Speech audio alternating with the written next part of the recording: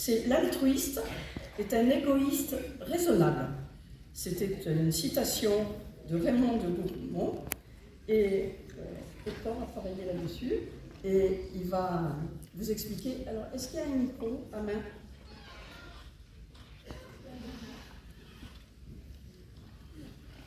Oui, parce qu'hier, on avait des micro-cravates, et puis l'entreprise a tout repris, donc il se trouve maintenant.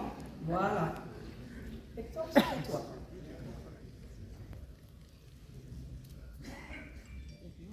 Est-ce que le micro est branché? Oui. Parfait. Alors, bonjour à tous, mesdames, messieurs, et je ne vais pas vous épargner, je vais commencer cette orale par une question.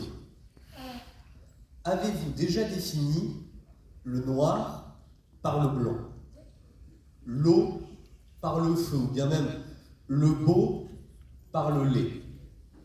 Personnellement, je ne l'ai jamais fait. Pas plus que je n'ai déjà défini l'altruisme par l'égoïsme.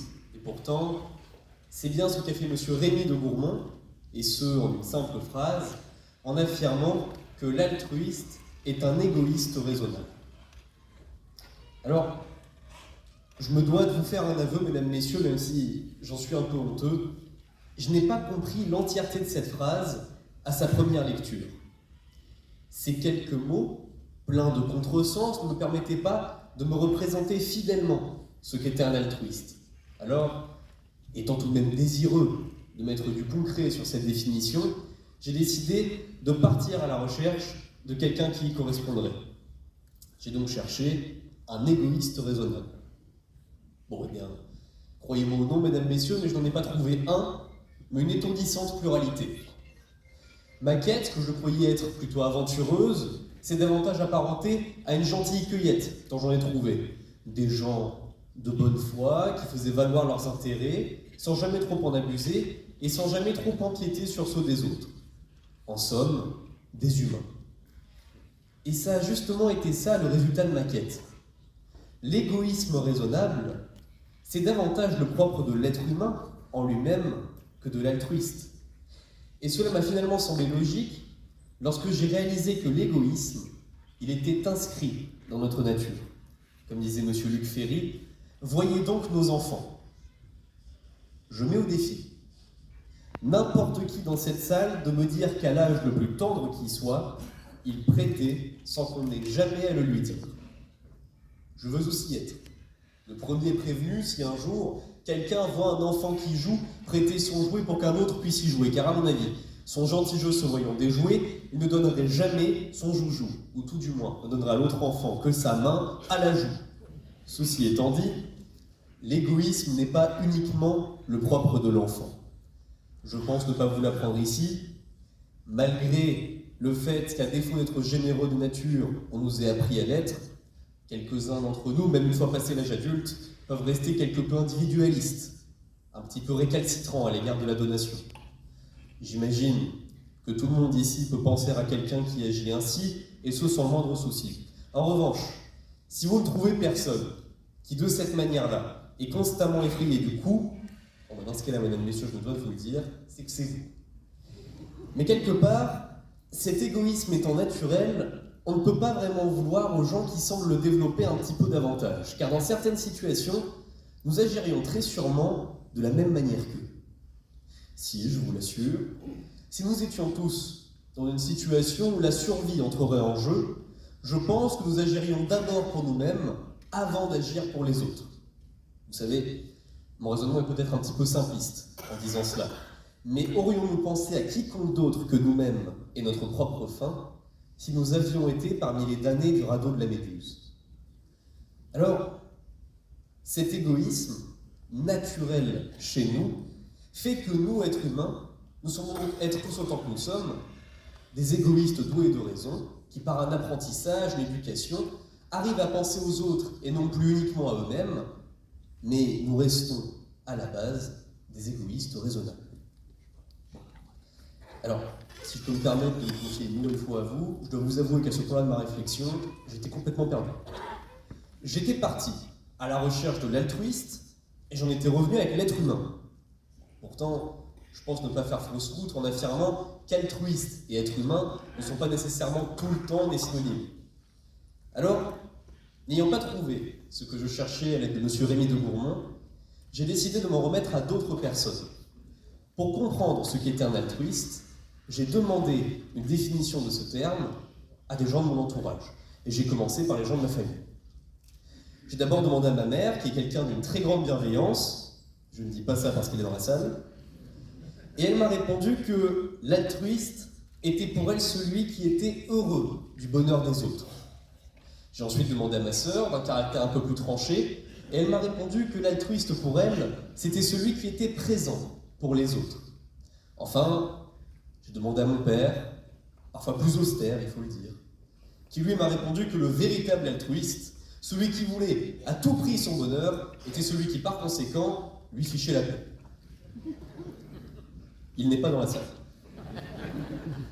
Alors, ayant pris connaissance de cette pluralité d'avis différents, j'ai finalement ouvert mon questionnement à qui voulait bien me répondre.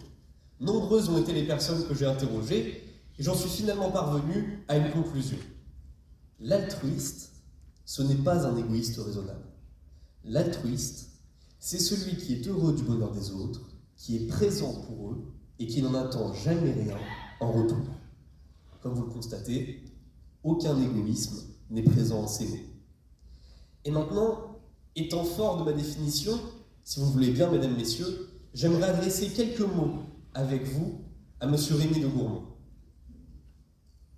Monsieur, je me dois de vous le dire, il y a du vrai dans votre parole. Les hommes, pour la plupart, sont des égoïstes raisonnables. Mais ce serait faire preuve d'un grand pessimisme que de réduire l'entièreté de l'humanité à cette simple et seule définition. Je vous assure, monsieur de Gourmont, si parmi nous, il existe même des égoïstes déraisonnables, je vous assure qu'il réside aussi des altruistes véritables. Alors, je me permets même de m'indigner devant tant de mépris à l'égard des plus grands altruistes de l'humanité. Comment accepter une telle définition pour l'abbé Pierre ou pour Mère Teresa?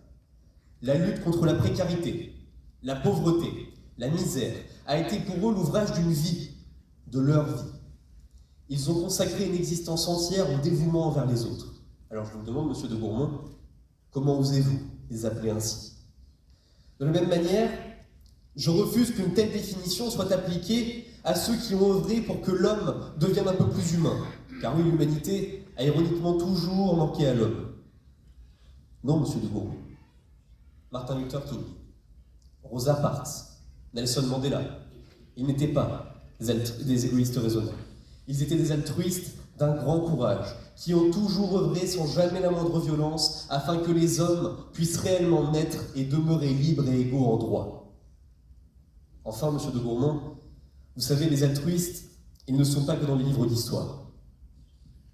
Le bénévole, qui couvre le plus démuni dans la froideur de l'hiver, qui illumine son regard par une attention chère, qui le nourrit, cet homme victime d'une faim qu'il ne peut faire taire, ce bénévole-là, monsieur de Gourmont, n'est pas un égoïste raisonnable.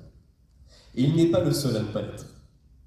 Vous savez autant que moi, mesdames, messieurs, les soldats du feu ne sont jamais sûrs de rentrer chez eux, lorsque tard dans la nuit, ils sont appelés sur des brasiers fumants et dangereux à offrir leur vie pour la nôtre. Ils offrent leur existence aux flammes pour nous sauver, et ce, sans nous connaître. Comment appelez-vous cela? De l'égoïsme, l'osez-vous? Non, monsieur de Gourmont, votre parole n'était pas entièrement vraie. L'égoïsme, même s'il est raisonnable, ne peut et ne pourra jamais être approché de près ou de loin à l'altruisme véritable. Vous savez, l'altruisme, il existe en chacun de nous, et nous pouvons en faire preuve dans la forme la plus pure qui soit. Ce n'est pas un hasard si certains d'entre nous arrivent à faire de cette valeur l'ouvrage entier de leur passage sur Terre. Et laissez-moi vous dire, il serait presque diffamant, honteux, insultant, de dire que toutes les personnes que j'ai citées peuvent être assimilées à cette simple et seule définition atrocement réductrice. Et je reviens à vous, mesdames, messieurs. Retenez que vous pouvez être bon envers les autres, et ce, sans égoïsme. L'altruisme, je vous l'ai dit, existe en chacun de nous. Nous pouvons exploiter cette valeur indispensable. Et nous le devons. En vous, mesdames, messieurs, il y a de l'altruisme. Et vous pouvez en faire preuve, vous pouvez en être un artisan, vous pouvez en être un représentant. En vous, mesdames, messieurs, demeure l'altruisme le plus pur, sans le moindre égoïsme soupçonnable. Alors je vous le dis, mesdames, messieurs, non. L'altruiste n'est pas un égoïste raisonnable. Je vous remercie.